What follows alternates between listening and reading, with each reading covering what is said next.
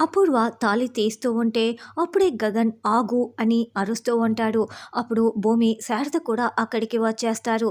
నువ్వు మా అమ్మ కాళ్ళు పట్టుకొని క్షమించమని అడుగుతావా లేదా అని గగన్ మళ్ళీ తుపాకీని గురి పెట్టేస్తాడు.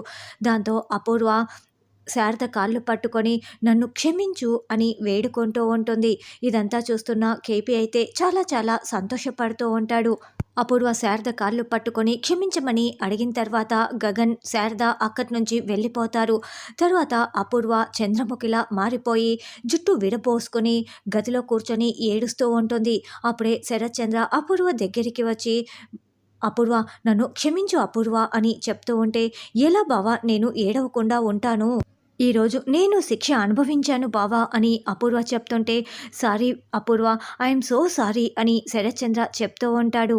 మీరు చెప్తున్న సారీతో నేను ఏం చేసుకోవాలి బావా, గగన్ గాడు చచ్చినప్పుడే నేను ప్రతీకారం తీర్చుకున్నట్లు అని అపూర్వ అరుస్తూ చెప్తూ ఉంటుంది. చంపై బావా ఆ గగన్ గాన్ని అని అపూర్వ చెప్పటంతో భూమి ఇదంతా చాటుగా వింటూ ఉంటుంది.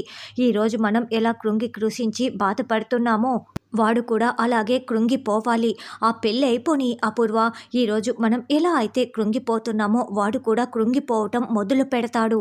అలా వాడు కృంగిపోతున్నప్పుడు నేలకు ఒరిగే చెట్టులా మనం వాణ్ణి నరుకుదాము అని శరత్చంద్ర చెప్తుంటే అపూర్వ చాలా సంతోషంగా వింటూ ఉంటుంది. ఇదంతా విన్న భూమి మాత్రం టెన్షన్ పడుతూ ఉంటుంది.